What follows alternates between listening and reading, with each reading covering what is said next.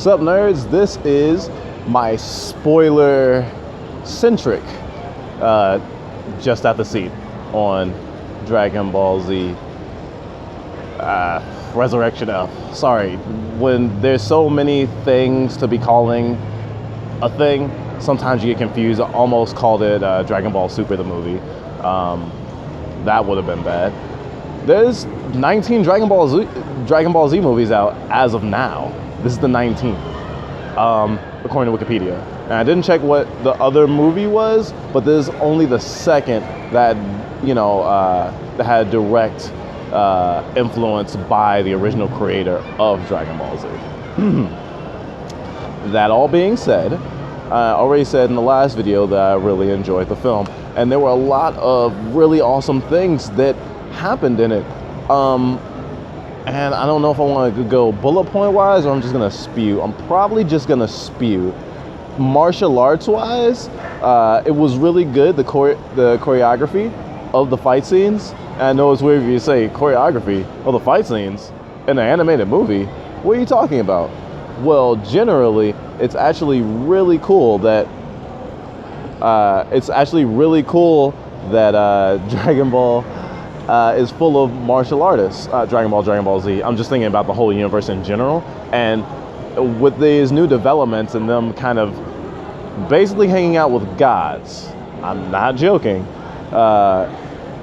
it lends itself to thinking maybe there's a lot of different ways to exist as a fighter in the Dragon Ball Z universe other than just being really, really strong. I always thought that was a kind of a weird thing, that the only reason people generally won fights in Dragon Ball Z was because their power level was higher. And of course, power levels became a little bit more arbitrary, and you just started comparing people once Scouters were obliterated. But they brought the Scouter back, and I know Frieza mentioned like 1.5 billion as a power level, but they didn't mention power levels that much.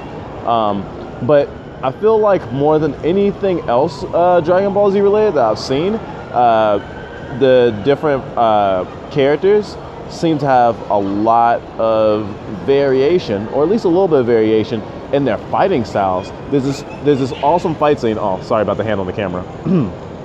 There's an awesome fight scene that basically has, a thousand of Frieza's henchmen fighting Gohan, Krillin, Piccolo, Master Roshi, and this fifth character who I've never seen before, who I'm assuming was introduced in the Dragon Ball Z movie last year, but I have no idea of knowing because I haven't checked Wikipedia in the time that I've come out of the movie. I've only been out of the movie for like 10 minutes, by the way.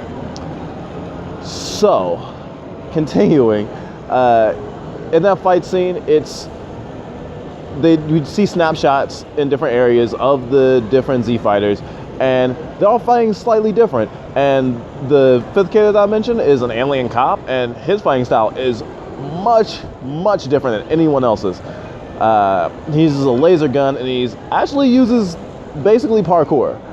He can't fly, which was interesting. And to have a big fight scene with all the henchmen was actually a brilliant idea, just for the movie in general, because it allowed us to see the weaker fighters actually be able to show their stuff. And we don't see a lot of fights like this in Dragon Ball Z, almost ever. I mean, it threw me back to the Tree of Might. There's a fight montage in the Tree of Might that has a bunch of henchmen fighting all the Z fighters in different locations. It actually really reminds me of that, but on a much, much grander scale. And in the last video, I did mention that it was fan service heavy, and this fight scene is definitely fan service heavy. You see a destructo disc getting thrown around. You see special beam cannon. I mean, it's pretty stellar. But I will mention, in terms of just the movie itself, there's some, Dragon Ball Z-ish tropes still occur. If, you're kind of the person who really, really hates that. Stuff like, man, you're gonna let him power up? Why don't you just, beat him up? Why don't you just kill him? Why are you even letting him do that? For the good guys and the bad guys. But I think more so in this movie than in any other time you see it, it's so much, I feel like, about honor, because Frieza really wants his revenge, and they're all about okay, at one point they're like, oh, let's stop joking, let's go straight to our full powers. None of this waiting shit, which really should have been done a lot more in the series, I think. And that was cool. This whole new thing about Super Saiyan God, I wasn't aware of until, 10 minutes before when someone was filling me in about the movie. It's the movie from last year. So that's a whole thing I'm not even going to super get into. But if you remember GT, Super Saiyan 4 doesn't exist anymore, obviously, because it's not canon. And there's Super Saiyan God.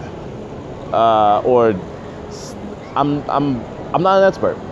Wikipedia, look it up.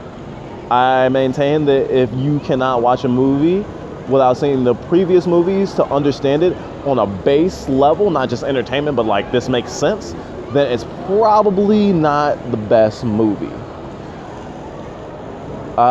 And given I am super biased in the fact that I missed the chunk that movie provides, but I have seen lots of Dragon Ball Z stuff already, other than the Super Saiyan God stuff and the new characters, I'm pretty much, I could have been watching Dragon Ball Super last night and probably wouldn't have made a difference.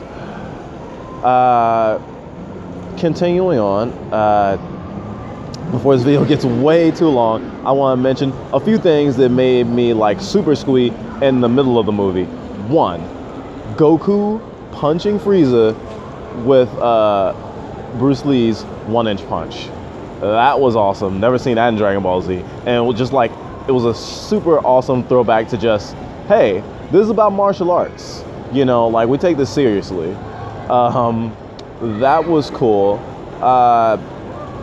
In the beginning of the movie, we actually get to see a call out from Dragon Ball. Emperor Pilaf and his 2 henchmen actually make an appearance, or actually technically matter in this movie. So that's cool. They're looking for Dragon Balls at the start of the movie, which, allows it to happen in general at all. Is actually really cool. But I believe her name was Mai, the one female henchman. She actually got redesigned, and she looks almost like I think it's the main character from Dr. Slump now. She's like much shorter. I couldn't tell if she's a kid or they just cheapified her to make her look cuter. That was a little confusing, but it was great. What else was like just super awesome? Oh, the bromance between Goku and Vegeta is like bigger than ever now. It's pretty epic. To instant transmission at one point for Vegeta to come with him, and instead of putting his hand on his shoulder, like, you almost want to be like, Goku, why didn't you like tell him that? He actually has Vegeta hold his hand, which Vegeta does not want to do, but he does. And oh my gosh, I want it as a poster on my wall. Like, they just can't deny it anymore. Another thing related to that, Vegeta actually saves Goku's life actively, like, and admits that the only reason he's getting stronger is because of Goku. So he can't really kill Goku. It's not an option anymore. Way more not an option. Although, he hasn't admitted, Goku's my friend and stuff. So he hasn't done that, but I think we'll get that eventually, maybe. But I guess it's more fun when someone's not like, when it's skinny love, They have love for each other. They're basically brothers now, I'd say. Krillin with hair is cool. Krillin as a cop is even amazinger. He even has his own little part in the movie where he gets to chase down some bad guys. And you don't see it's Krillin at first, but then when you realize it's Krillin, it's just like, oh my gosh, Krillin, you found the perfect job. He has a little bromance with the new alien character, Cop, too, which actually I didn't realize. I was like, oh wait, they're both cops, even though Krillin didn't mention it to the guy. But they get along a lot, and they're like the same height, and I think they're technically both bald. And I don't know, any scene, any like back and forth between them is funny. And sorry, I keep mentioning that alien character, but they only mention his name a couple of times, and it's a really simple name, but I don't want to mess it up. Boma, let's see, she has more weight in this movie than I've seen her in Dragon Ball Z in general, and the late Dragon Ball Z. She's back more as comic relief, of course, again, but I don't know, it just feels right. And I'll say that about a lot of the movie in terms of the characters. Like, it didn't seem like just a really long episode of Dragon Ball Z. It felt like a cohesive thing. by that I mean even characters who didn't fight as much, or characters who bowed out of the main fight once it got like super serious with Frieza, like they still had weight in the movie, and I didn't feel the need to go like, hey, can you just get out of the movie so, you know, we can finish the fights? Like, I didn't feel that way, you know? And the movie does take its time to get to, you know, Goku and Frieza, you know, duking it out, but it feels formulaic, but at the same time it feels natural. Other things.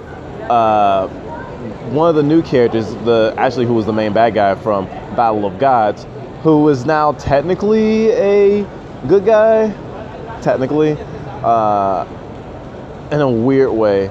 Not like Vegeta or Piccolo were at first, but he's actually stronger than everybody, but he won't step in because he's the god of destruction.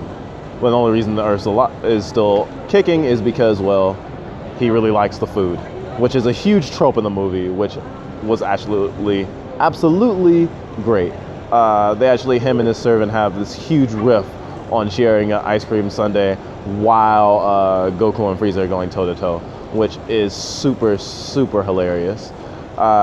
There's little nods to characters that we don't get to see, like Hercule. Like Piccolo's actually babysitting Pan at the beginning, and he's obviously at Hercule's house because he's sitting on a Hercule statue.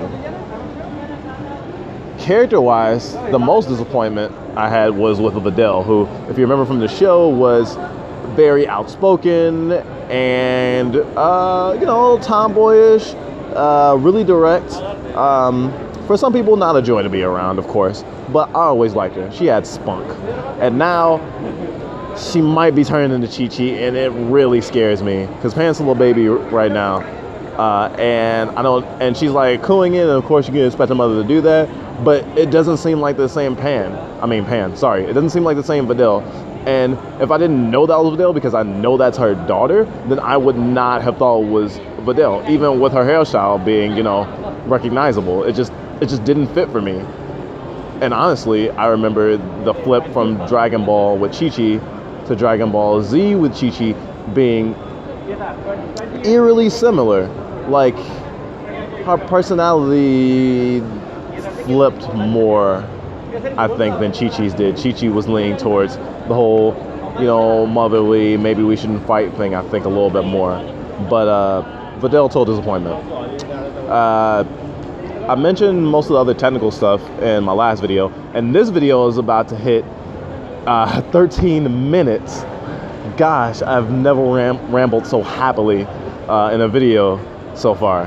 And I met a few people. I gave a few people my channel name, so I hope they're watching it.